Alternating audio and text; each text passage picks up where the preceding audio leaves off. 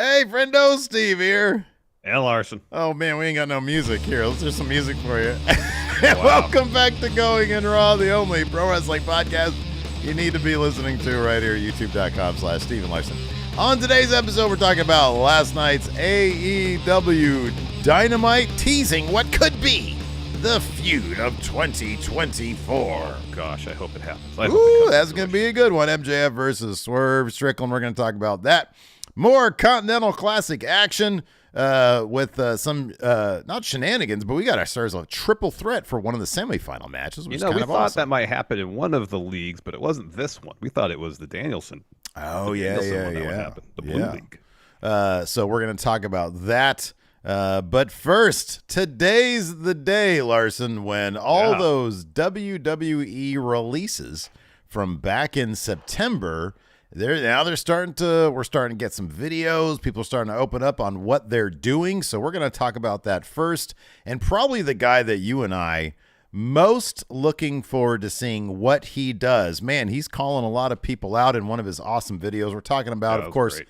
Mustafa Ali. I totally forgot he brought that name to WWE, and they never rebranded him, so he's able to use Mustafa Ali out there in the non-WWE world as well. Did you check out his Ali World Tour video, Larson? I did. It was great. Another co-production with Craig Mitchell, his collaborative partner in all these vignettes and video packages that he's been doing outside of WWE.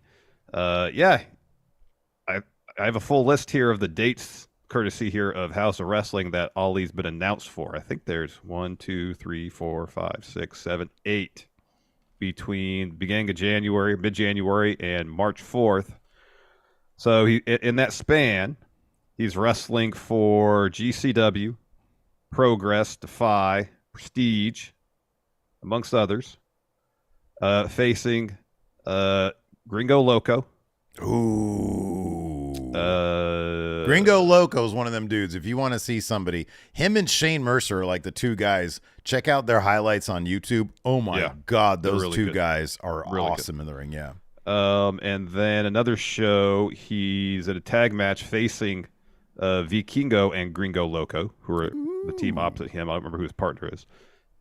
This is a huge one. February 25th in Los Angeles for Prestige Wrestling is Mustafa Ali taking on Speedball Mike Bailey. That dude is a perpetual Wrestler of the Year candidate, Mike Bailey. That right. Speedball is fantastic. You can check him out on Impact, I think, these days.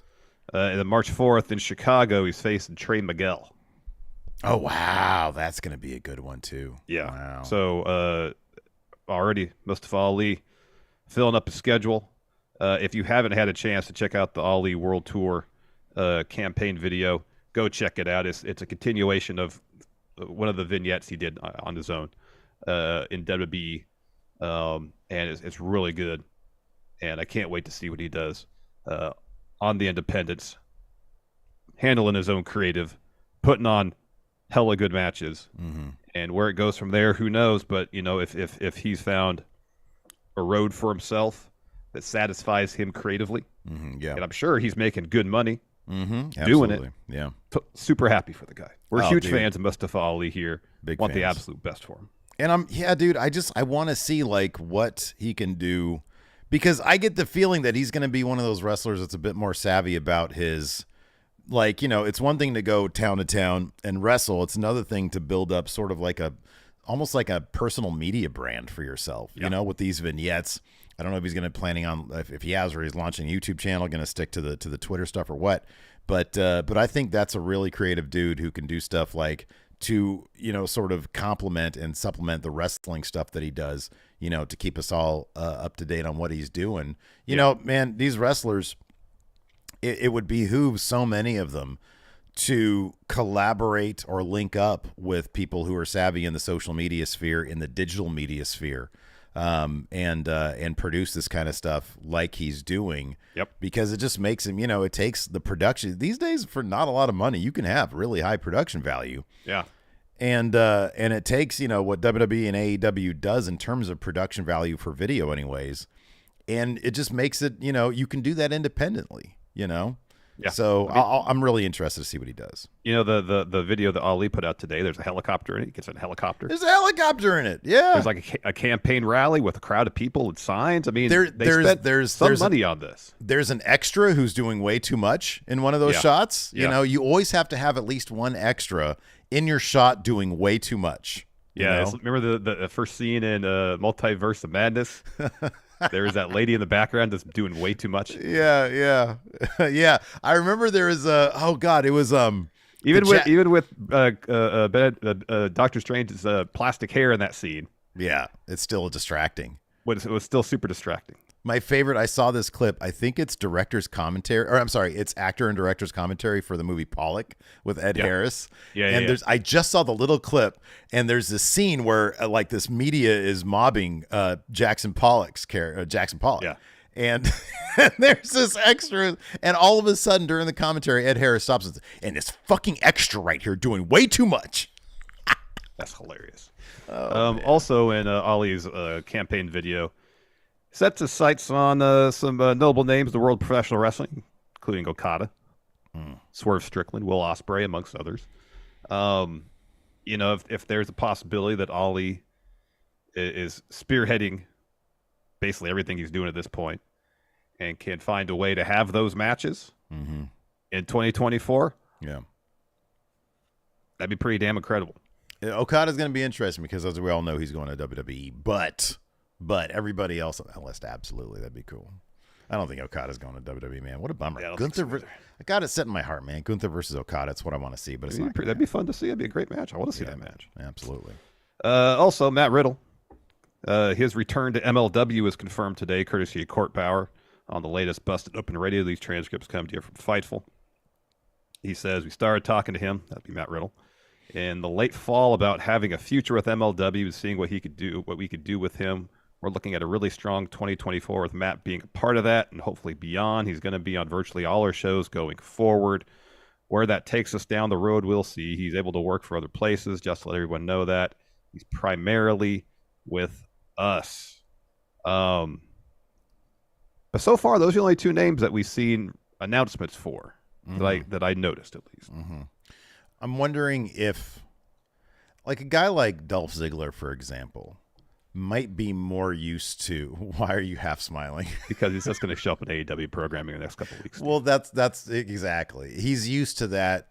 You know, okay, you just sort of make a deal with somebody else, and then you let them do all the legwork in terms of. I mean, look, I know he's out there doing the stand-up comedy stuff, or he's been out there in the past doing that stuff. And so I don't think he's a slouch in terms of promotion, but in terms of the world of wrestling, maybe he's like, I'm not going to go to GCW. Like, you know, I'm going to go to where my brother is, AEW. And if that's the case, then he's not going to make a big announcement about it. He's just going to show up on TV one day. Yeah, he'll just be there. Hopefully he'll make a big splash, and hopefully he's not the devil. We're going to talk about the AEW devil stuff here in a bit. But yeah, I have no doubt that other names. I want to know where Rick Boogs is going to go, Larson. And I want to know where Dana Brooke's going to go. Yeah, Dana Brooke. What about Elias? Oh, man. Yeah, it'd be kind of – you know what he should do? You know what Elias should do? He should claim to be yet another brother of Elias Prime. So rather than formerly known as Elias in WWE, it'd be brother of Elias in WWE. Exactly. That's actually pretty clever. That's actually not a terrible clever idea. So you have what's another name that starts with E? Oh, man. Elias Ezekiel Emmanuel. Eric. Emmanuel, that's good. And he's like, it wasn't Emmanuel like the, what was the erotic film series in the Seinfeld show? That was Rochelle, Steve. Oh, it was Rochelle. Rhymes. You're thinking of Emmanuel, which was actually an erotic series. Yeah, Emmanuel was an actual. Yeah, there was Emmanuel. There's Emmanuel in space. Wasn't it? Yeah. Emmanuel in space. How do you remember that? I think Rochelle was a parody of that. Yeah, I think so. Yeah. Emmanuel in space. Edgar. What if he was Edgar? Oh, that's a good name. Edgar is good. Edgar's good. He says Edison. Edison's a good one. Hey, I could see him as like a late 1800s, early 1900s, like Thomas Edison type guy. Yeah, that'd be funny. That'd be good. You know. That'd be good. Eugene's probably not. That's already been taken. I don't want to use that name. No. Ebenezer. That'd be good for now. But in a week, that's going to be done with. Yeah, I think Edgar is a good name. That's a good one. Yeah, man. So where do you want to start with Dynamite? Let's talk about this. It's on the thumbnail. Yeah, it is. So Killer Swerve got thumbnail the today, win. Steve, by the way. Good job, me. What's that? Killer thumbnail I did today. Great thumbnail. It's got feud of 2024 with a little bit of fire percolating underneath it. Wow. Heat. Heat. So Swerve got the win in his match against Roosh, the Open Dynamite last night. So 12 points for him for the Continental Classic for round robin action. More on what that's going to lead to in a little bit. But later on in the show, MJF's walking through the hallway, stops in front of the Mogul Embassy locker room because he sees a mask there. Yeah. He knocks on the door. Eventually, Swerve exits. And they have a back and forth. Yeah. This, Swerve makes a point of saying to MJF, this is the first time that we've been eye to eye since I've been here in AEW. Why is that? They talk about their history together. Going on road trips while in the independents. Swerve has been on an ascent. Yeah. To the top of the card. The crowd is really, really, really embracing him right now. You see the reactions he gets. Oh, big time, yeah. Huge pops when he makes his entrances these days. Crowd chanting "Whose house?" Swerve's house throughout the match. And it's especially since the Texas Death Match, but it was starting before then even. There's a real organic build here that you would think would take him to the top. Yeah, this is the kind of trajectory that seems like that person's destined to be a main eventer. You know what I mean? Yeah, absolutely. Yeah. Where there's a groundswell of support from your audience. Yeah. And week after week, it gets louder and louder and louder and more energetic. And I'm not saying that he's going to somehow find himself in this match at World's End to beat MJF there, because Swerve's probably going to take on Keith Lee at World's End, I would imagine. Yeah, I think so, yeah. But you got to think, the way Swerve's trajectory is heading now, you got to think there's got to be a world title reign for him in 2024. At least a world title program. This is the thing that I like about this, is that Swerve always finds a way, and MJF does too. The thing that really links these guys together in terms of their approach to storytelling is they always find that extra moment to make the feud memorable. Sometimes there's several, like when Swerve and Darby and Nick Wayne, there was the moment when Swerve and AR Fox goes to the Wayne compound and bloodies up Nick Wayne. FaceTimes Darby Allin. Was awesome. The Hangman stuff, obviously, there's where he, visited the child. And during the match, the thing everybody was talking about, the drinking of the blood, and the staples, he always finds it. MJF as well always finds extra things to make feuds memorable. Probably my favorite MJF feud so far has been CM Punk. And that was just chock full of memorable moments. There's like multiple promos that were just really awesome. The dog collar match itself, as fantastic. MJF says, one of the best ever. So like, these are two guys, and especially because they have that actual history together, I have no doubt that this is gonna be a passing of the title, of the torch, of main character of AEW moment, because 2023 MJF was a main character of AEW. Yeah. In 2024, it's going to be Swerve. You can tell. You can see this, right? Yeah. And so, yeah, I think this is going to be off the charts good. I'm really looking for, man, if you look at what AEW has in terms of a youth movement, 2024, I'm really hoping, just for the health of the business, for what I want to see on TV, 2024 could be such a big year for AEW to turn around. I think they got some really good momentum with this Continental Classic. I really do. Yeah, they do. And when you look at who they have, when you look at the guys that they have, Swerve, Jay White, MJF, Will Ospreay's coming up. They might. Page. Yeah. Right. Wait, what was the name you just said? Oh, Hangman. Yeah, right. Exactly. Hangman. Yeah. they have got such a killer core of young guys who have been set up, who've been positioned, you know, and it's going to be on Tony Khan and his crew there and the wrestlers themselves. But luckily, a lot of them are very creative in their own right. Yeah. To make good on that potential. But man, they got it set up right now. And I kind of hope AEW from a visual branding standpoint goes through another change that maybe is a bit, you know, the last time they went through a change, they sort of genericed up the visuals. Yeah.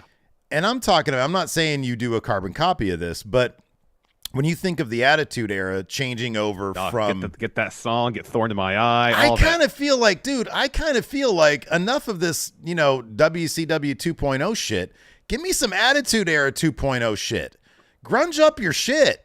Yeah. Get some new metal going, you know? I mean, or get some metal going. Yeah. And grunge up your shit a little bit and emphasize the danger that some of these, you want to revisualize, rebrand what you have based off of who you have. And yes. Swerve brings that element of danger. Same Absolutely. with Jay White. Jay White, God, it reminded me how much I love Jay White. Going after Mox last night was so good. It was so damn good. And then going after him while Swerve is standing there, Jay White goes after him while he's doing the dance mocking him. Yeah. That's the shit I'm talking about. Yeah. And that's the youth movement that AEW can have going into 2024, where you can have some exciting shit where it's like, okay, you're doing your stuff on your terms as an alternative to what WWE is doing. Exactly. And it doesn't have to be one or the other. We could just have two really, really damn good companies heading into 2024. I'm excited by it, man. I think that their youth movement's going to be big in 2024. I hope so, because as mentioned, the Continental Classic seemingly has refocused AEW on doing what they do best. I say it all the time, and I apologize. I'm a broken record. I say it ad nauseum. Telling stories in the ring. And you mentioned, and it's little things, but it really fleshes out and brings an interesting dynamic to your stories when you have Jay White mocking Prince Nana's dance, only to take a moment to take out Mox's knee. He's great. He's so good. And I understand that promos and interviews have a place in pro wrestling. I'm not saying get rid of them. Yeah, in some instances, they are essential. Do the stuff if it's like the Nick Wayne compound stuff. Keep that if it's vital and buzzworthy. Yeah, absolutely. That's the kind of stuff I'm talking about, though. It's not someone just standing there with a microphone talking. Yeah, it's boring. You know, it's telling stories through. I should say this: telling stories through action. Yeah. You know, I feel like so often in WWE, and it's the established language of pro wrestling, and I'm not going to fault anybody for adhering to it because it's been successful for the last 40 plus years. Mm-hmm. What Vince established in the mid 80s. Mm-hmm, yeah. It's the established visual language of pro wrestling. It's what we're all used to. It has been wildly successful. Again, I'm not going to argue with anybody who decides to just run with it. But there are other ways you can do things. There's other ways you can build character and generate heat for feuds. You mentioned Swerve going to the Wayne compound. That's high up there. Yeah. You flesh out characters. You get a better sense of who everybody is. Yeah. Not through someone talking in the ring for 8 minutes, but through people doing something. Yeah, right. Yeah. And, you know, it's the old adage when it comes to filmmaking, show, don't tell. Yeah, sure. Show me why I should be scared of this person. Show me why I should be emotionally invested in this person's journey. Yeah. Rather than have someone out there talking. Again, there's a place for promos, interviews, and pro wrestling, but when it's the dominant form of character development, it can kind of bog down a show a little bit. Yeah, right. It can. Yeah. I'd much rather see characters doing something and you know, developing character that way. That's me. I know some people like the promos, and that's fine. There's a place for all of it. Yeah. Really is what I'm saying. There's a place for all of it. Yeah. Well, and to rely on one over the other, I don't know. I think can potentially slow down your program. You look at what Tony Storm brought to AEW this year with like, you know, basically like 1950s, you know, movie aesthetic. It's so out there, it's so different, and yet it feels vital. Every time you see it, you're like, oh man, this is interesting stuff. We're calling Taz the human duplex machine last night. That was pretty funny. Yeah, that was so good. And so they really have got a couple things in there, and honest, and there's a couple other pieces that really need that sort of reinvigoration as well, like the Acclaimed, for example. Yeah. You know, they've got some pieces that are really coming alive, like, you know, the Top Flight Trio guys, you know? Yeah. Those guys are going to be a big deal. So you've got all these pieces, and you've got older pieces that really at this point should be there to put them over. You know, how many title reigns can we get with Mox? And I love Mox. I think he's great, but it's time for them to very carefully start, you know, using those guys to get the younger guys over. Mm-hmm. And I'm here for it, and I'm looking forward to it. And the Continental Classic, I think, has been, if AEW can find its identity with that sort of like, you know, using the sports thing to motivate stories while seamlessly meshing that with the characters who can also do the cool cinematic stuff like Swerve does. Yeah. That's going to be your sweet spot, and then that'll be the identity that people will. Agreed. You know, and if they can establish a visual language that differs itself from what WWE does, I'm not just talking about the presentation, like grunging it up versus the very slick aesthetic of WWE. You know, and whether it's the fly on the wall stuff that TNA did, or the heavily cinematic approach like Lucha Underground. Mm-hmm, yeah, right. And it doesn't have to be they have to reinvent the wheel.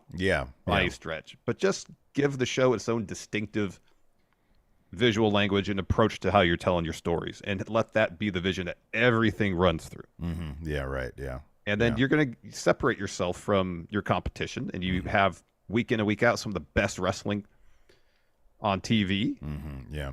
I mean, I don't necessarily know if it's going to grow their audience by leaps and bounds, but I think it would make for a more consistent product. Yeah. Yeah. And if you focus on telling interesting stories, it doesn't be overly complicated. Just tell interesting stories with interesting characters, and people will be into it. The bottom line is, man, when you run with your hot hands, when you run with the people who are doing creative stuff, the audience is going to follow. You know, exactly. And guess what? If they don't, what else are you going to do? You know, there's not going to be longevity in carbon copying something else, or doing a watered down version of something else. Or, you know, just relying on the drawing power. The drawing power goes away if you're not doing anything interesting. We saw that with WWE when they were, you know, hey, they had the same people they have now, but, you know, the product was shit a couple of years ago. And now what happens when you utilize those people to their fullest potential, you get what WWE is now, just doing killer business. And again, what WWE is doing is not reinventing the wheel. No, it's not. They're establishing interesting characters with dimension, and putting those characters in the ring against each other and telling, again, not like elaborate stories, basic stories. Yeah. But they're really well done. Yeah, absolutely. Yeah. Also use Limp Bizkit for your theme song. Let's go ahead and pay some bills before we get to this, to the rest of our AEW Dynamite recap. All right. Do this, and then here we go. This episode of Going In Raw is sponsored by BetterHelp. You know, Larson. What? The holiday season is all about giving, and regardless if you get gifts or not from your loved ones, you get to define how you give to yourself. So whether you treat yourself to a day of rest to recharge, or go easy on yourself during tough moments, or decide to start therapy, remember to give yourself some love this holiday season. Yeah, back in my mid-20s, I found myself in a tough spot after I started dealing with severe anxiety. It got bad enough that I was faced with a decision. Was I going to allow my anxiety to get in the way of my happiness? Or was I going to go to therapy so I could start learning the tools I needed to better cope with my anxiety? So it took me a couple tries, but I eventually found a therapist I felt comfortable talking to, and therapy got me back on track to living a happier, more productive life. So if you're thinking of starting therapy, give BetterHelp a try.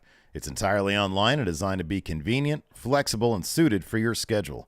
All you got to do to get started is fill out a brief questionnaire to get matched with a licensed therapist. Then you can switch therapists at any time for no additional charge. In the season of giving, give yourself what you need with BetterHelp. Visit BetterHelp.com/raw today to get 10% off your first month. That's BetterHelp. HELP.com/raw. So let's see here. Do you want to talk about the AEW Devil? Yeah. Issuing a challenge for a match, Steve. You know, we just went really long talking up, hey, there are some positives in AEW and things are looking up, and I really have a good feeling about their youth movement. This Devil thing needs to start to wrap up, man. I'm not sure about this week's Devil stuff. I'll be honest with you. Yeah. So what happened is Joe and MJF are in the ring And then the Devil shows up on the Tron after a bunch of Devil's goons. There was like a bunch of them this week. There was more. Yeah, there was the first wave. Yeah, it was kind of Dark Order-ish, kind of Retribution. Yeah, it was like the Creepers in Dark Order. Yeah, a little bit. The first wave, which didn't have the Devil mask on the back of their sweaters, and then the second wave did.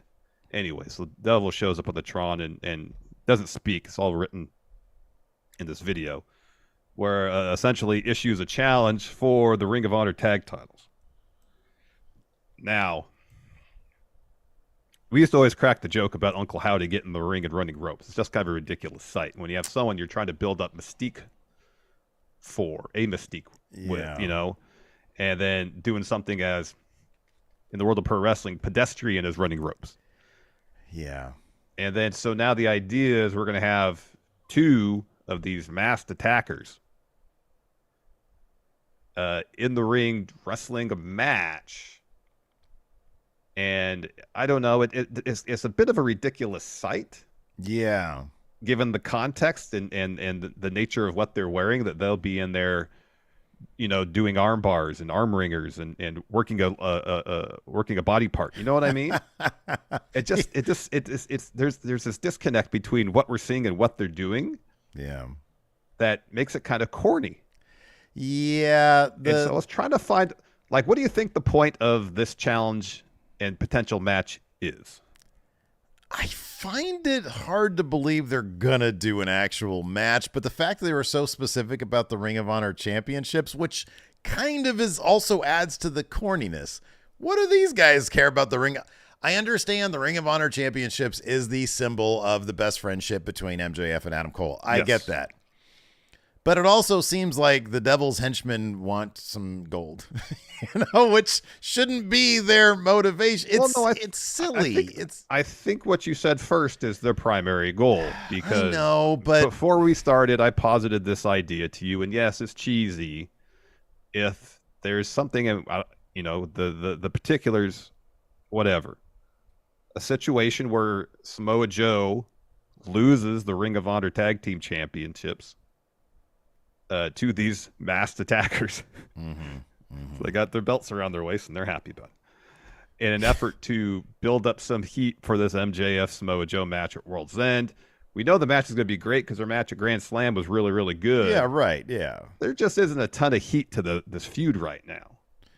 And if it gets really personal after Joe costs MJF the one thing that he promised Adam Cole that he was going to hold on to until Adam Cole came back. Yeah.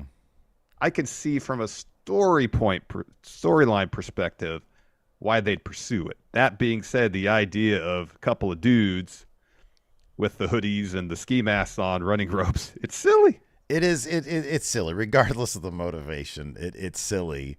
Like when the little scratch thing went up there, it was like, you want a challenge for your Ring of Honor championships?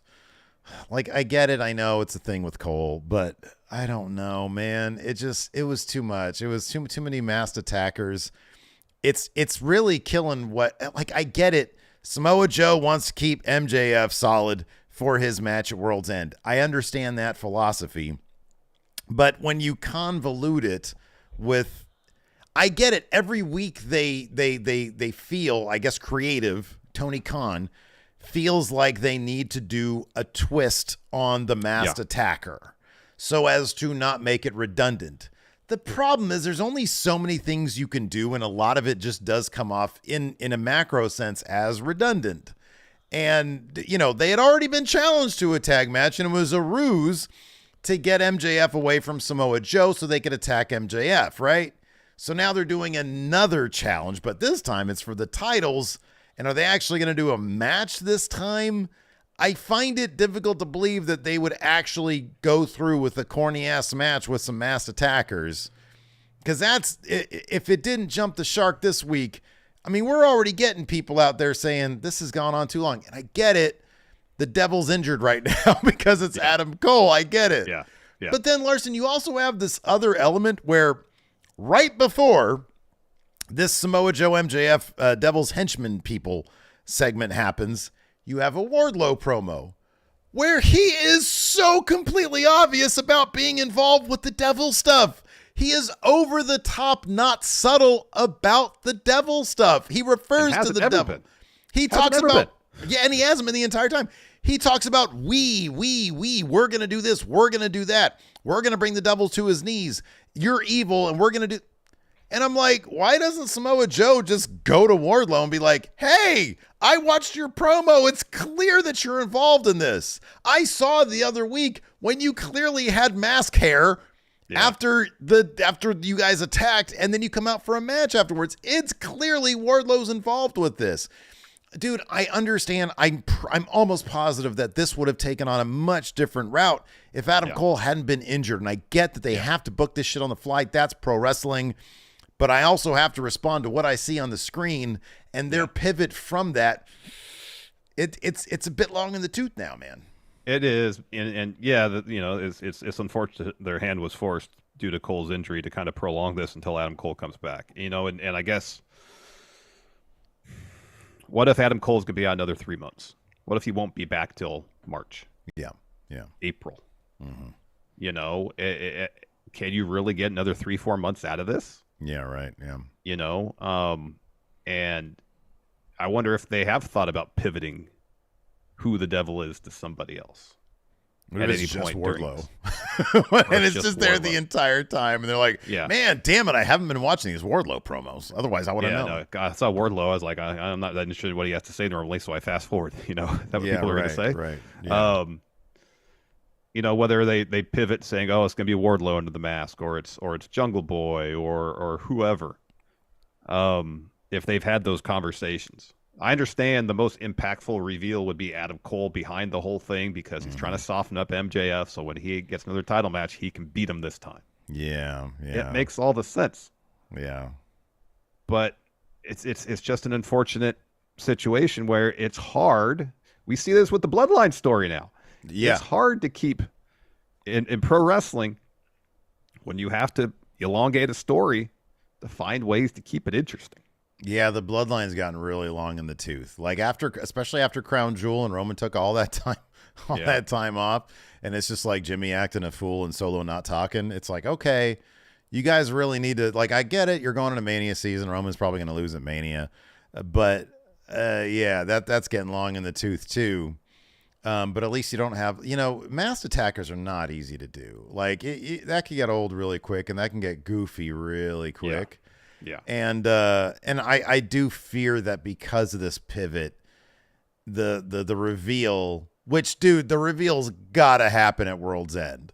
You'd think so. You gotta do this. You gotta get this done with by the end of the year, man. I know you'd think so. But you also got to think the reveal has got to coincide with MJF losing the belt. I don't know. At this point, I don't know. I'll be honest with you, because I don't know if you can square Adam Cole beating MJF for the title, which we thought was sort of the thing. Yeah. I mean, that's what we thought the motivation was. That has to be it. With Swerve beating MJF for the title. Yeah. And at this point, I kind of feel like Adam Cole, if he's the devil, that motivation can't be for the title now, because you can't have them both ways. But that's what it was from the very beginning. You got to pivot, though. Very beginning. You got to pivot. Because he would have probably won the title by now. Who, Adam Cole? Yeah. Yeah, if he hadn't gotten hurt, absolutely. Right, yeah. It either would have happened at Full Gear or it'd be happening at World's End. Yeah. I don't know. I just don't think you can square the two. I think that Adam Cole's motivation now has to be something more, I don't know, abstract. Like, he could say, you've talked endlessly. Well, he doesn't really talk about leaving anymore. You've talked about leaving this company, and I'm going to make sure you blah, blah, blah. I don't know. I honestly don't know. I mean, you'd have to just come up with some sort of a beyond title motivation, I guess. Yeah. I think it could be this. So out of whack. It could be this. Remember that bit at the gym when they were working out, and Adam Cole, was being all good natured and stuff.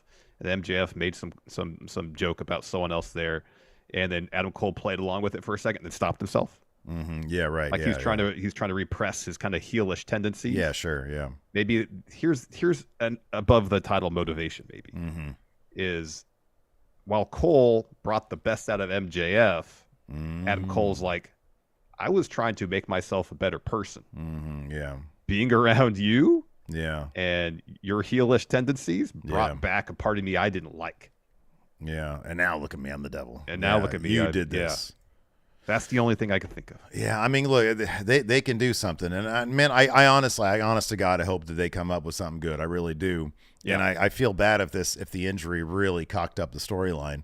But hopefully I'll be pleasantly surprised. I will. I don't want a Bobby Fish moment where the crowd just goes, or a Tito, August 1st warning moment where the crowd just goes mild for the storyline that's been building for a while. And I have all the faith that Cole's a hell of a performer, and so is MJF. Yeah. So I don't know how it's going to go. I'm not going to judge it until I see it. What I saw on the screen on last night, they gotta start moving this in a direction back to where it's not. It's threatening to get really corny here. So it's been about 4 months since Adam Cole broke his ankle. Because it was in August at Grand Slam. Did the devil predate the broken ankle or no? The devil came up afterwards? I don't think so. Yeah. Yeah, I don't know. Because I think the devil made his debut the night that Adam Cole had the promo that he broke his ankle. Okay. I think it was the same night. Okay. Yeah. Okay. I think. Okay. Anyways, I'm sure next week we'll have more to talk about that. Gold League. The block with Mox, Swerve, Jay White, the round robin matches culminated in Dynamite last night. We have a 3-way tie at the top between 3 names I just mentioned: Swerve, Mox, and Jay White. After Jay White beats Mox, they all have the tiebreaker against each other. Therefore, we get a 3-way tie. We get a triple threat next week.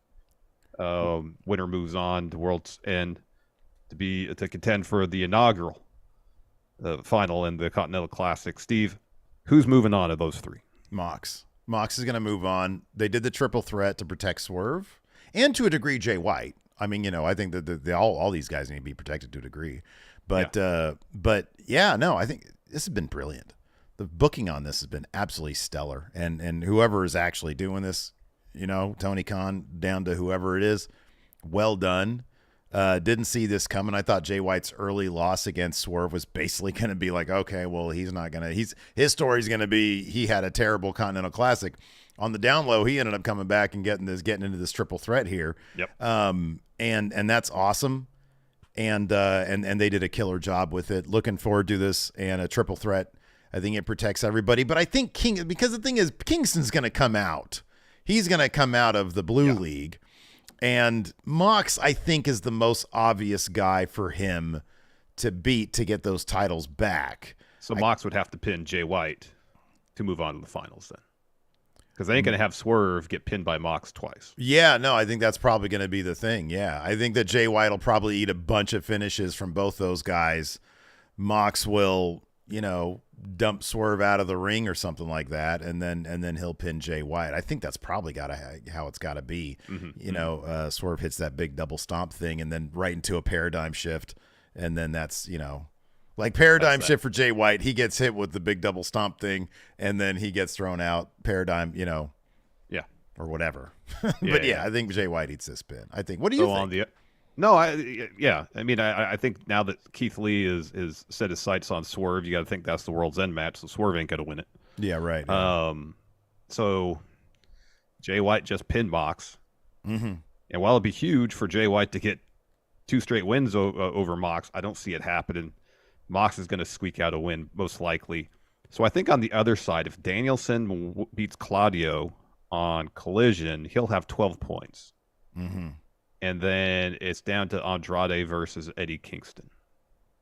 Yeah. So if Eddie wins, he'll have 9, same as Andrade, but he'll have the tiebreaker because he beat him. Mm-hmm. Yeah. So he'd advance to the finals against Danielson. Or if they want to do 2 triple threat matches to determine who moves on the finals, Danielson loses to Claudio. Mm-hmm. Eddie beats Andrade. They're all tied with 9 points. And they all have the tiebreaker against each other. It would be Eddie, Andrade, and Danielson. Yeah. For the triple threat. If they want to go that route. Oh, man. I kind of feel like Andrade's got his foot out the door. So either he can eat the pin in the triple threat, or Danielson just, I kind of feel like Eddie Kingston's got to, I feel like Eddie Kingston needs a singles victory against a big guy to get to the finals, and that's Danielson, as opposed to him squeaking out a win I think it's a different situation than the other league.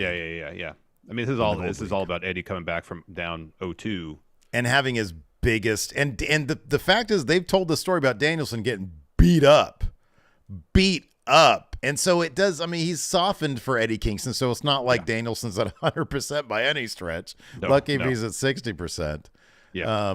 And that's, and if the idea is Danielson was the one who was calling out Kingston like, oh, when I'm in there, there's no hesitation, et cetera, et cetera. I forget what the line was, but Danielson was the guy calling Eddie Kingston out for being kind of a bitch after the first couple losses, and he's like sitting there all forlorn and unsure of himself. Well, now this is Kingston's story is with Danielson. I think that kind of makes sense. It does. Someone mentioned lack of draws. Oh, Nature Fiend here mentions the lack of draws. Maybe Danielson and Claudio will go to the 20-minute draw. Which that way Danielson gets the one point, so he automatically advances to the semifinals. So he'd get 10. He'd have 10 points. And then Andrade and Eddie would be tied at 9 if Eddie beats Andrade. But because he has a tiebreaker, the head-to-head win, then Eddie would advance. I'd like that. That'd be cool. Make both. Yeah, that'd be good. And on top of that, I like that because then you got Claudio and Danielson going. Because what is it, 20 or 30 minutes is the 20-minute time limit? We'll having Danielson have to go 20 minutes against Claudio softens him up even more. Yeah. And you got the story of Claudio. How far is he willing to go against his Blackpool Combat Club stablemate? I know they say that they trained by beating the shit out of each other. Mm-hmm, but given all the damage that Danielson has accrued throughout this tournament thus far, is there going to be a point where Claudio's like, I can't go any further because he's my friend. That could be. That's a good story too. Yeah, but the whole thing has been booked really wonderfully. I'm looking forward to this being a yearly tradition with AEW because I think it's been really good. It's been really successful. It has been. It really has been. You want to jump into Dynamite? Yeah, let's jump into Dynamite. Light the boom, do the thing. Swerve Strickland versus Roosh for the Continental Classic. Kick things off. We knew this was going to be a physical match. A lot of shit talk on social media, and sure enough, man. Boy, Roosh he lays it in thick, man. He lays it in really does. Thick. Snug. Yeah, snug. He wrestles snug. So Roosh was targeting Swerve's shoulder. He still got all taped up. Swerve was targeting Roosh's leg, which he's had bandaged up since his first match. Just really physical, really creative. Fantastic stuff. I think this one about 15 or so minutes. In the end, Roosh is really selling legs. So he's trying to get to the top rope, and he's struggling to get up there. He looks for a senton. Swerve evades that, hits a 450, but Roosh kicks out of that at 1. So Roosh is hitting a bunch of strikes. Swerve responds with a rolling flatliner, a brainbuster. That gets him a 2 count. He doesn't wait. Hits a house call, goes up top, hits the Swerve stomp to get the win. Oof. Good stuff. Great stuff. Great stuff. Crowd super into Swerve. Yeah. After that, we had a Blue League recap, and then Sad Chris Jericho had a backstage promo to discuss the Kenny Omega stuff. So he, mentions that Kenny's in the hospital. He's out indefinitely. He says, we don't know how long or short it's going to be. One thing that's affected is the Golden Jets' opportunity to become the AEW Tag Champions at World's End. While we decide what we're going to do, the most important thing is Kenny's health. We're all pulling for you. And then you hear the crowd out there. And they're like, yay, Kenny. And he's like, oh, see, you hear all these people out there? Yay, Kenny. So he says, we're going to be here, and I'm going to be waiting for you. The Golden Jets will resume. So what do you think they're going to do with the tag title shot here at you got to think that someone else is Starks and Big Bill aren't just going to sit around and not defend them, you would think. They're going to say that that's what they want to do. But then Jericho will find another partner, I guess. Maybe. Is he going to call Kota Ibushi? Oh, maybe. That could be good. What would their name be, Larson? It'd still be the Gold Jets. That's a very good point because that's where the golden comes from. They could still be. They could still be the Golden Jets. After that, we had Mark Briscoe versus Jay Lethal, loser versus loser. Oh, this was a great match, though. This was awesome, man. Yeah, this was heck of fun. Because wait, did Mark Briscoe have any points coming into this? Nope. They both had nothing going into this. They both had nothing. Yeah. Nothing. But coming out of it, Mark Briscoe with 3 points. This was fantastic, though, because these guys have history. This was the match that following Jay Briscoe's passing. That's right, yeah. Because Jay Lethal and Mark Briscoe have been friends for forever, but they really played up the fact that over the last few months, of course, they had the whole story about them feuding. Yeah. This is hardly the first time they've wrestled. Anyways, this match is fantastic. Mark gets the win. So the finish saw Mark hit a Death Valley driver, go up top, look for the froggy bow. Lethal gets his knees up. Lethal looks for a lethal injection. Mark evades that, but Lethal hits him with a J driller. Mark kicks out, though. So Lethal looks for another J driller. Mark blocks it, misses a clothesline. Lethal looks for a lethal injection. Mark Briscoe catches him and hits a burning hammer. Move we don't see enough in wrestling. I love the burning Falls hammer. with the J driller to get the win. Yeah. Fantastic stuff. No, really good stuff. Interested to see if Jay Lethal turns the story. I'm like, man, I had no wins in this. Yeah. And then Jeff Jarrett's like, yeah, man, should have been me in there. I'd have won the whole thing and brought it home to the. Been like, I would have had 15 points. I'd have had 15 points. I would have brought this home to Team TNA, man. Anyways, after that, we had a great little video package of MJF getting inducted into the National Jewish Sports Hall of Fame. He did an interview with Solid Monster. You guys should check out on the YouTube. Yeah. That's very cool. Yeah.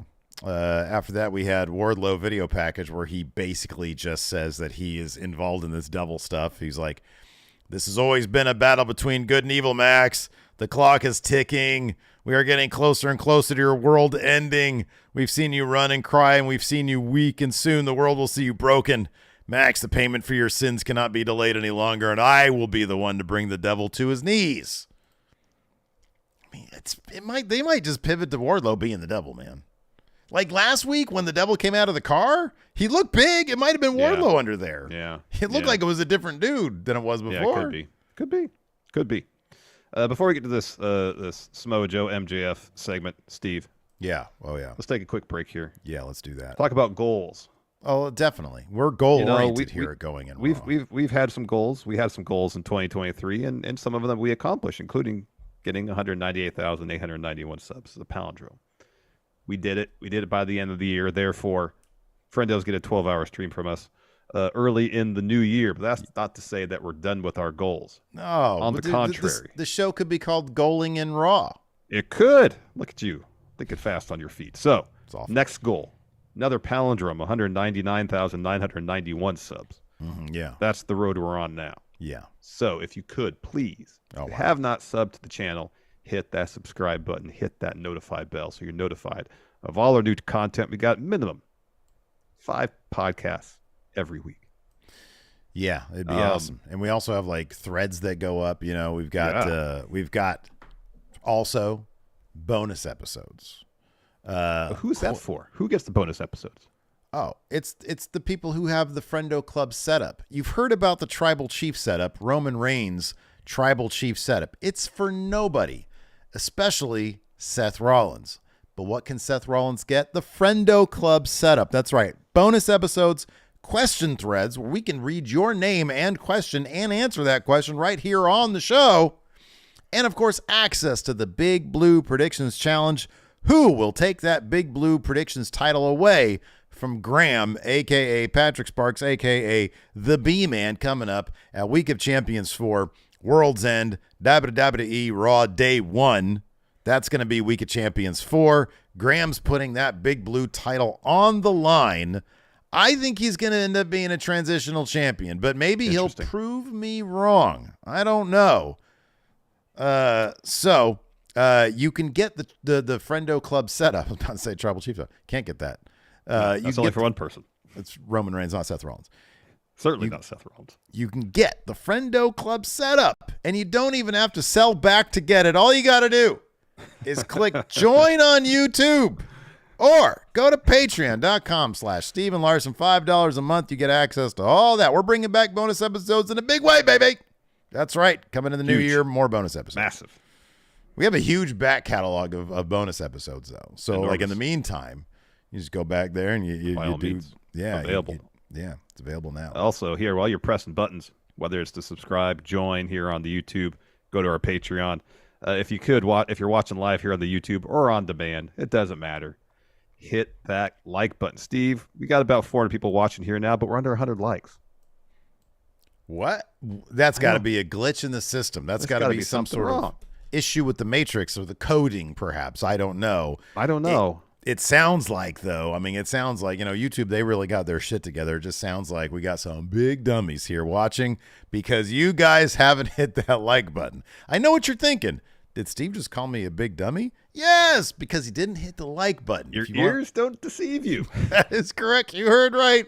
You're a big old dummy if you haven't hit like. Hit that like button, and then guess what? You won't be a big dummy anymore, unless you have an Android phone. Let's go ahead and continue, Larson. Next, we had Samoa Joe come to the ring. He says, Oklahoma City, my name is Samoa Joe, and once again, I have come in here. I'll play the role of Samoa Joe. Steve, you could be Maxwell Jacob Friedman. Sounds good. Sounds good. All right. Again, Joe says, Oklahoma City, my name is Samoa Joe, and once again, I have come here seeking answers. Last week, I was seeking answers, asking the right questions, but maybe I wasn't asking the right people. See, even though Roderick Strong might be the dimmest bulb on the Christmas tree, brings up a good point. Week after week, we are assaulted by the devil, and it seems that our world champion isn't the only victim. As a matter of fact, for some odd reason, Hangman Adam Page was a victim. And then when we think back to the attack on our world champion, it seems like every time they attack somebody, we get plenty of footage of them getting stomped out, but our world champion, he was found laid out in the back, passed out very conveniently on the ground. But once again, I come out asking the right questions, but maybe to the wrong people. So that's why, MJF, why don't you come out here now and answer a few questions for me right now? YouTube music. So he says, Joey Samoa, let me get this straight. I get jumped in the back by a bunch of goons. I get hit in the back of the head with a beer bottle, and you're out here accusing me of being El Diablo. Is that correct? And Joe says that is correct. And MJF says, that's interesting, Joe, because I recall something. I recall Joseph over here saying that he was going to protect me going into our main event at World's End for the world title. Matter of fact, Joe, I think you said verbatim, henceforth, MJF, you are my property. So no show, Joe, it's become pretty clear that you care about your property about as much as you care about your diet. But since we're throwing accusations around, Joe, I got some accusations of my own. So I get jumped in the back. The goons surround the ring, but I don't recall them laying a finger on you. So let's see. I don't like you now. I don't trust you. So I'm a little confused. Why am I waiting till World's End when I could end your world right now? Then he takes off his scarf and his jacket, and then his title belts, pushes Joe. Joe pushes Max, and then the Retribution Dark Order comes out, and Joe and Max go back-to-back to fend them off. More hop over the barricade, surround the ring. The lights go down, and the devil shows up on the Tron. He glitches away, and then appearing on the Tron, sort of scrawled out is, where can you go? Who can you trust? Next week, you'll accept a challenge for the Ring of Honor Tag Championships. Are you a hero, Max? They should have really had, the voice of Jack Perry doing this, but... Yeah, I know. So then MJF picks up a mic, Steve. Yeah, and he says, I know what you're going to say. You're going to say no again, because he's talking to Joe. He's like, but I made a promise to my best friend that I would defend those tag titles no matter what until we come back. Joe snatches the mic from MJF and screams, "We accept! We accept!" And this says, seems the best way to handle a devil is with our bare hands, and next week we beat his boys' asses. Asses.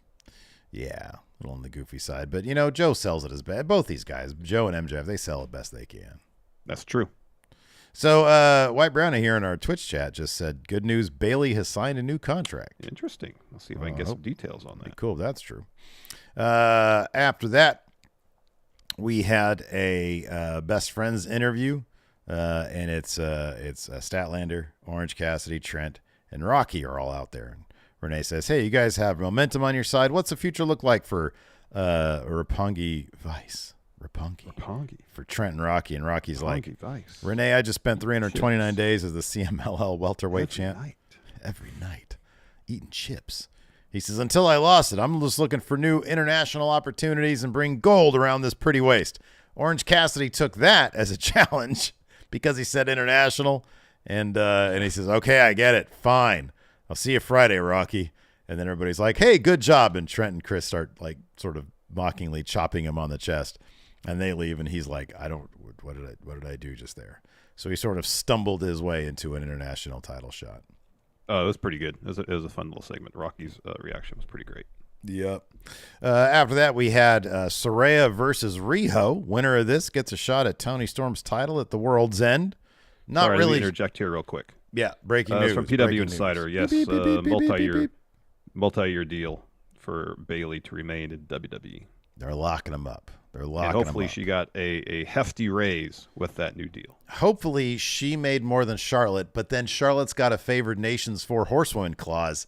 Hers goes up even further. But then you got Sasha maybe coming back because now that Charlotte's number went up, her number goes up. Her number goes up. Sasha signs at a higher number. The Charlotte favored nation. Charlotte gets more, but also Bayley favored nation. Boom. She goes up too. Yes. Becky, when her contract's up, middle of the year, she's like, I want all Brock that money plus 20% more. Right. And then Bayley, everybody Charlotte, Sasha, they all make that big boy Brock money. Yeah. Plus some. They make Sting money, Larson. Sting money, indeed. Favorite nations. That's how you do it. That's what we have here at Going in Raw. They'll back, whenever Larson gets a raise, boom, Steve gets a raise as well. Favored nations. I guess that's a way of looking at it. All right. Saraya versus Riho. Tony Storm was on commentary. Amazing. As usual. Calling Taz the human duplex machine. The human duplex machine. Man, just so good. She's just doing some exemplary work right now. Yeah, it's really great. Wildly stuff. Entertaining. So Ruby Soho is also watching backstage. So the winner of this match would face Tony Storm at World's End. Good bout. Saw Riho getting the win. So Saraya hits her with a running knee. Saraya goes up top. Oh, sorry. Riho goes up top, but leaps into a kick from Saraya. Saraya covers. Riho kicks out. Saraya's looking for a suplex. Instead, Riho counters with a cradle. Gets a 2 there. Riho hits a Northern Lights suplex, bridging style. Saraya kicks out. Then Riho goes up top, hits a double stomp, then a running Meteora to get the win. And then Luther carries Tony Storm down to ringside. She gets on the apron, and then Luther hands Tony some opera glasses. So she gets in the ring and holds up the opera glasses, looking at Riho. And then she turns away for a moment, and when she turns away, Riho gets closer. So when she turns back towards Riho, Riho's like right in front of her face, and she acts all startled. Yeah. So they go back and forth a little bit. Riho eventually sends her into the ropes, hits a 619, but then Mariah May sneaks into the ring with the AEW Women's title and blasts Riho with it. Apparently, and then really Tony's like, "Who is that?" Yeah, really busted. I don't know who too. that is. Who is that? Yeah, who is that? After this, Tony Schiavone, who apparently had some static cling to the bottom. I don't know if you noticed this on his pants. He had like his pants were like hugging his his upper ankles. I don't know why I noticed this, but it really stood out to me because I hate That's that. No fun. I don't like when that happens. Here, wait. I'm going to send you a picture on text message. All right, very well. All right, while you do I that, took a picture of it too.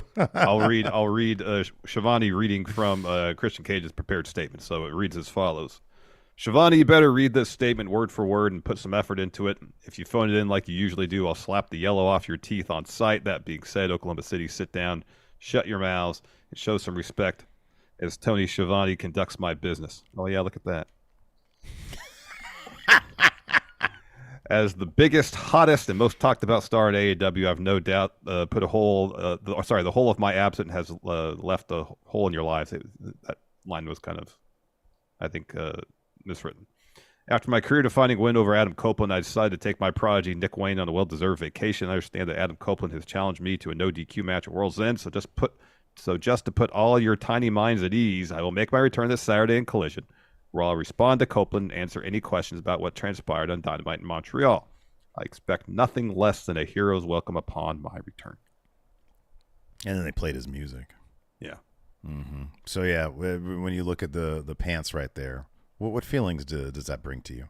I can't stand when that happens. It's the worst.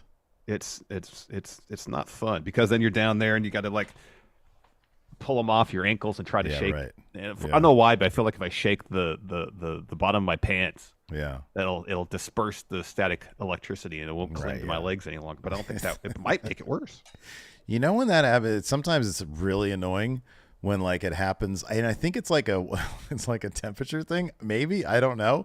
But when I wear my basketball shorts, like my Nike ones that I really like, and then I like leave the house and I go to like Winco or something, they'll start like clinging to me, and it's like they're short. So I'm like sitting there like trying to get them off, my your inner thighs, yes, my inner thighs and stuff. Like, get out of here with that. If you spray some water, doesn't that help? Like just lightly spray some water, like from a spray bottle. I don't know, but then it looked like I pee myself. Well, I'm not saying drench it. Yeah. Just lightly spray. Yeah, I don't know, man. It's cold outside. I don't know why I'm wearing shorts outside anyways. Backstage. Yeah. Backstage. Yeah, why are you wearing shorts when it's cold? I just said, I don't know. MJF arguing with Samoa Joe. And MJF, oh, that's a great point, Joe, because you're the one who said, let me be your security guard till December 30th. Seems like you're not that good at it, bro, so I'm going to keep on walking. You can keep on standing here. So MJF walks away, stops in front of the Mogul Embassy locker room, and he sees a mask laying on the ground. So he knocks on the door. Prince Nana answers. MJF grabs him by the lapel, asks him, what is this? Swerve says, careful, all right? So I'm surprised to see you eye to eye. Feels like you've been ducking me my whole time in AEW. What's been good? And then MJF does kind of a funny mimic of the start of Swerve's theme. Swerve, Swerve, Swerve. And then says, Shane Strickland, Swerve. People don't know this, but we have a history, me and you. We used to do these long car rides on the road every single week when we're trying to make a name for ourselves on the indies. Now look at you, all grown up. All the momentum in the world, beating some of the biggest stars this company has to offer. Man, I'm so proud of you.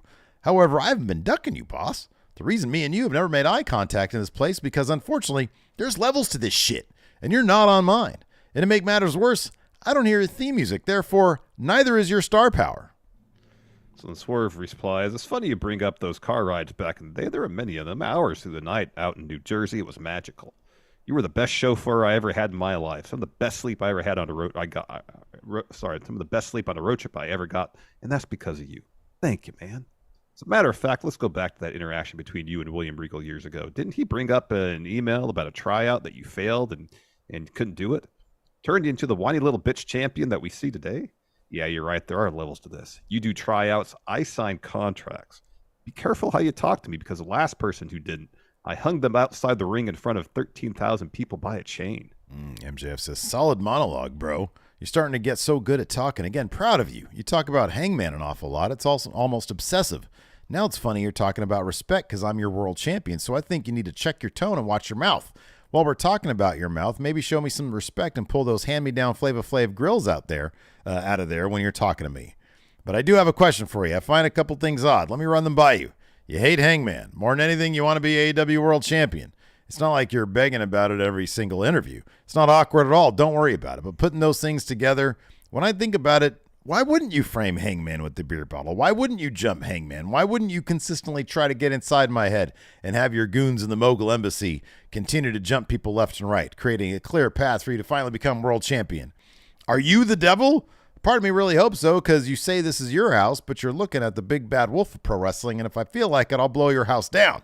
Then while I'm at it, I'll break both your arms so you could always swerve while you drive. And Swerve says, I ain't the devil you're looking for, but if you keep waving that championship in front of my face, I'll be the one to bring you hell.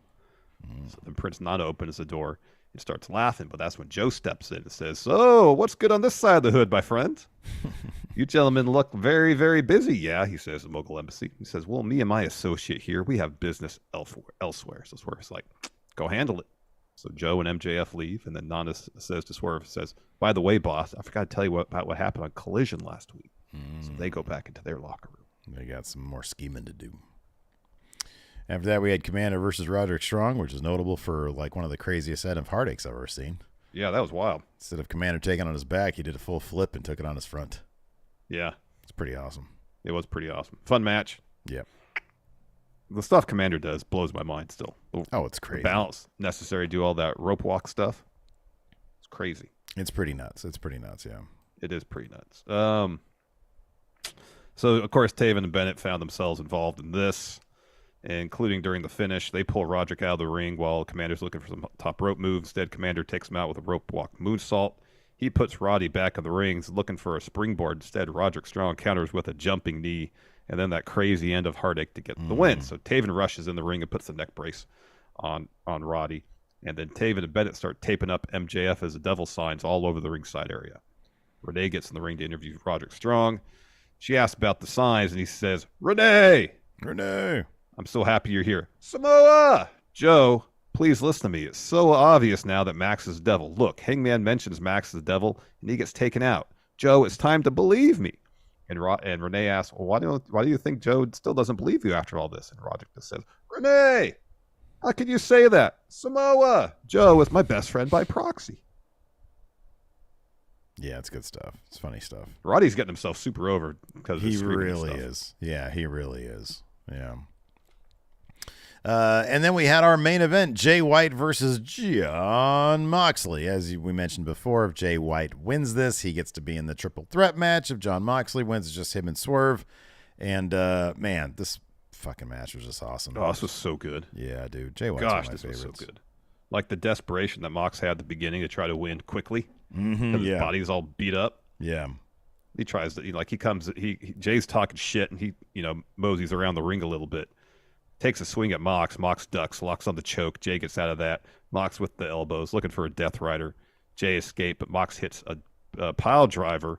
After Jay kicks out of that, Mox with the Bulldog choke. Jay gets the ropes. Eventually, Jay has to throw Mox into the ring steps to get any offense in. Yeah. And then it's a really good back and forth between the two of them through the middle part of the match. Jay starts working Mox's leg. At one point, Mox goes for something and starts selling leg. And so that's towards the finish, especially. Jay's just hammering the leg, dragging screws, all that kind of stuff. Mox hits him with the Regal running knee. Jay kicks out of that. They're trading strikes. Mox hits a cutter. Jay responds with a sleeper suplex, and Uranagi gets a 2 with that. Jay hits a Kiwi crusher. Mox kicks out. Jay hits a half and half suplex. Mox no-sells that. So Jay's looking for a Blade Runner. Mox counters with the Rainmaker. Yeah, man. Hits a stomp, looks for a Death Rider, but Jay flips out of that, lands on his feet, and hits the Blade Runner to get the win. That finishing sequence was really good. It was awesome. It was really fantastic. And so afterwards, Jay is circling Mox. Swerve's music hits, so he walks down the ramp. And so Jay's in the ring, kind of mocking the Prince Nana dance. And as Mox tries to get to his feet, Jay clips him in the leg and takes him out. And then he goes back to mocking Swerve. Oh, I love Jay White so much. I love him so much. Oh, it was so good. Yeah, fantastic bout. That triple threat next week's going to be amazing. Yeah, that's going to be really good stuff. It's going to be awesome. But we're off next week, so we don't have to review it. We could just enjoy it. We just watch it and enjoy it. We should find a bar that plays Dynamite and go and drink. Oh, you're going to be gone, though. Yeah, I might be gone. What a bummer. I'm going to go find a bar and drink and watch Dynamite. Sure. I'm sure if you go to your local watering hole and ask to turn on Dynamite, they'd probably oblige. Sure thing, Steve. Line me up some shots, too. David Matushek here with the question says, if the Warner Brothers Discovery Paramount merger ever comes to fruition, what do you think would become of AEW's media rights deal? I mean, if Paramount, I guess it depends if it's a merger and there's still a level of autonomy for the two companies, and I don't think it's going to influence much. If they all kind of fold under the Paramount umbrella. So that would be Paramount is owned by, or I think they're still owned by Viacom. Is it Viacom? Viacom, I think. Yeah, Viacom. Who knows? We're not the people to ask. I don't know. Not Nostradamus here. No. Blake Whitehouse here asked, does the Devil storyline feel like an obligation at this point? No. Trying to find any way to hold things off until Cole's healthy. They're trying to figure it out. They had to pivot. It's kind of obvious. Mikey says, do you consider guys that have only won the Universal title like Kevin Owens and Braun Strowman to be part of the WWE Championship lineage? No, but I do consider them world champions. Yeah. 1,000%. I mean, that title's been around. The Universal title's been around for 7 years now. Yeah, right. But when you say it has been, but when you say, oh, who is a former WWE champion, I wouldn't put them in there. They were former Universal champion, which is still a big deal. Yeah. I mean, and I still consider them former world champions. Absolutely. I mean, the undisputed title is the amalgam of the WWE title and the Universal title. Right, exactly. Right. So, but they have separate lineages. Yeah, absolutely. Let's see here.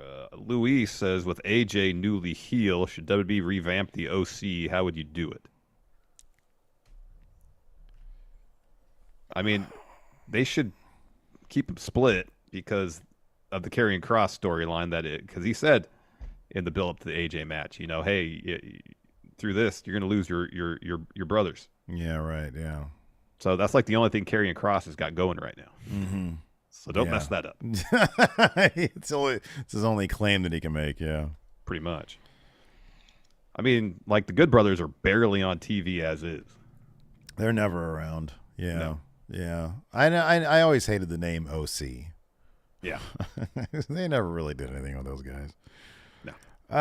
Let's see here. The Blind Mask says, do you see MJF possibly only signing an extension for a year or a few months to wrap up the Devil story rather than the multi-year re-sign? I know he said he hasn't re-signed. I don't believe him. I think he re-signed when he came back, and I think it was for a couple of years.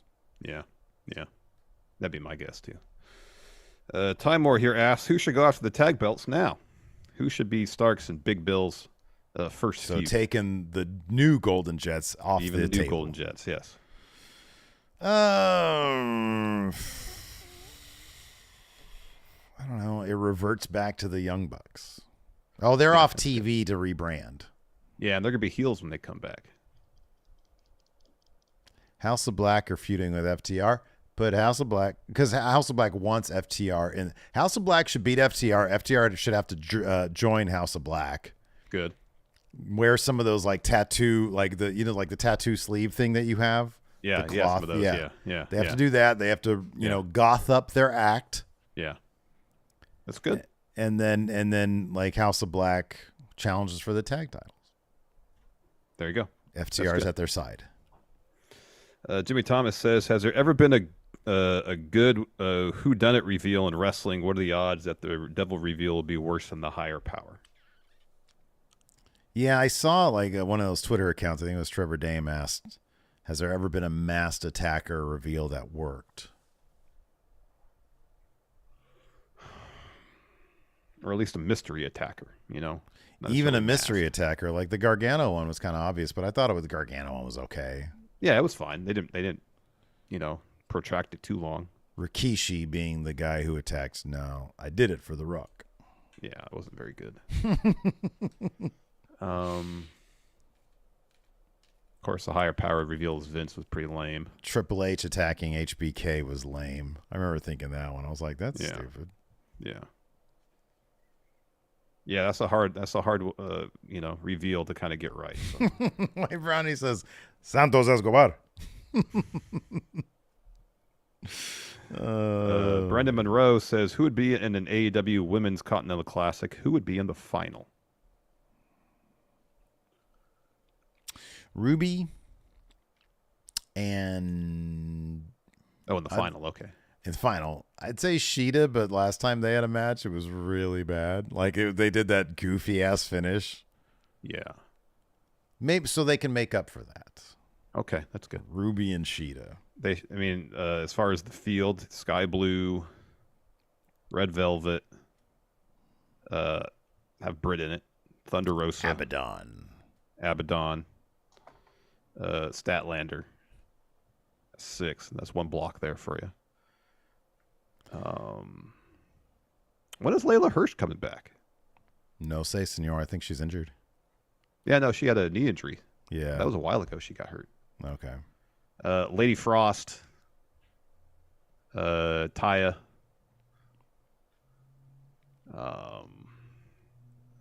Who else? Saraya. I think that's 8. Yeah, you're good. So 4 more. Yeah. Well, we're good. People are saying that Layla Hirsch is in Ring of Honor. Oh, there you go. Oh, have Athena in the Continental Classic, and she wins it. She wins the whole thing. Clown mentions Matt Cardona attacking Nick Gage as a masked attacker thing. That's a good one. Yeah, that was good. But that wasn't like a protracted story, was it? He just showed up, attacked him, and then revealed himself. Was that how it happened? I thought so. Or maybe it was like one show in between. Mm-hmm.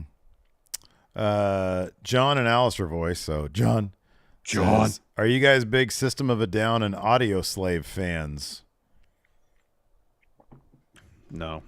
I liked two of. I really liked the first 2 System of a Down albums. I thought those were really good. I don't know what my favorite song is from them. Like there's a couple System of a Down songs that I like, all right, but I wouldn't consider myself necessarily a fan. Yeah, I mean, there's a difference between liking a couple albums and being a fan. Yeah. And then Audio Slave. Yeah, I like their first one because I'm a big Chris Cornell fan. I like their first one. I think their second one might have had some good stuff on it. Honestly, the best thing Audio Slave ever did was the first song off of their first album. Yeah. That was far and away the Cochise. best thing ever done. The video, the video was great because all the fireworks going off. Yeah, Cochise is like that is a S tier song. It really is. That's really an awesome song. And like it's not like the rest of the album was bad. It was good. None of it was up to that level, though. None of it was up to the level of Cochise. No, it's like, they close. probably just should have got together for that one song and called it a day. Just did a single. Yeah.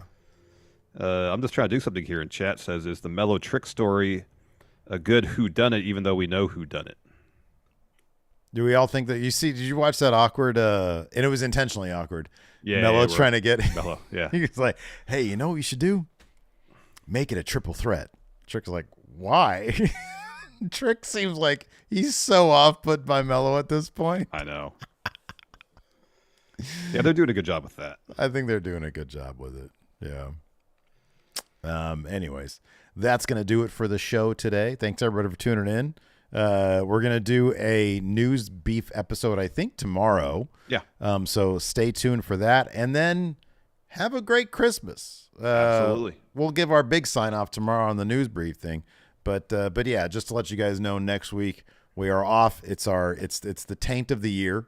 And that's when we take our, it's between Christmas, which is like the genitals of the year, and then New Year's, which is like the butthole of the year. Yeah. So it's the space in between that is the taint of the year. And that's when we're taking our vacation. That's our break. Yeah. That's our guaranteed break every year. Here, before we sign off, we got over 400 people watching. We're not over 200 likes. Come on. What's with the audience today? Come on, man. You got Swerve and MJF. It's just because people want to be down on it. It's the cool thing to be down on AEW right now. To be AEW is to be under constant attack, Larson. Y'all need to get this audience up. Yes, after we're done, I'm going to change the thumbnail to add Ali and Riddle in there because, we want to get this audience up. But be new, okay? If you see everybody attacking AEW, be new and be pro AEW.